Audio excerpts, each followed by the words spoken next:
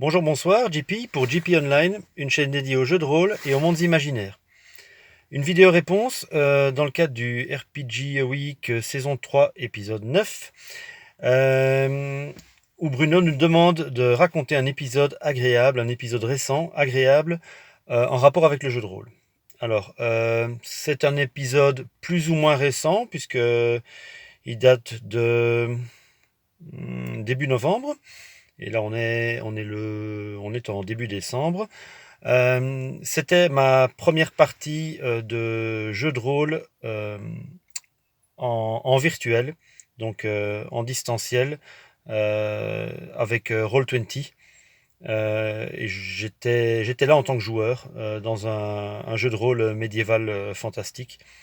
En fait, depuis l'année passée, avec un de mes fils, on est inscrit à un atelier de jeu de rôle. J'en ai d'ailleurs parlé sur mon blog. Et avec la crise Covid et le confinement, l'année passée, l'atelier a été tout bonnement interrompu.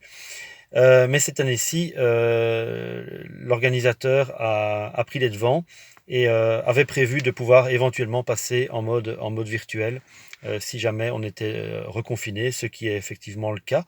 Et donc, pour la séance dernière, là, on a pu expérimenter euh, une partie en distanciel avec, donc je l'ai dit, avec Roll20 pour émuler la table de jeu et les jets de dés, et avec Google Hangout pour la partie audio. Et voilà, on a joué plus ou moins 4 heures. Et au final, oui, c'était très très agréable, très fluide. Euh, Bon, beaucoup moins fun que quand on est autour d'une table ensemble et qu'on jette de vrais dés. Mais pour le coup, voilà, on a pu jouer, on a pu interpréter nos personnages, on a pu vivre une aventure et c'était ça le but de l'atelier et, euh, et ça s'est très très bien passé. Euh, il y a Bon, c'est un tour à prendre, évidemment. J'ai juste un petit bémol à remonter par rapport à l'expérience en question. C'est que j'ai eu l'impression que certains joueurs ou joueuses étaient peut-être moins actifs autour de la table en mode virtuel. Difficile à dire à ce niveau si c'est dû au fait d'être en distanciel ou pas.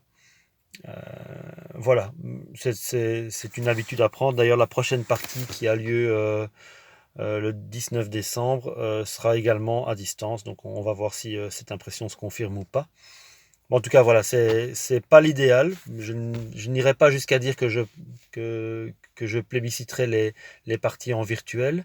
Mais voilà, en l'absence de possibilité de jouer autour d'une table en réel, c'est une alternative tout à fait, tout à fait efficace et qui rencontre les besoins, enfin mes besoins en termes de jeu de rôle.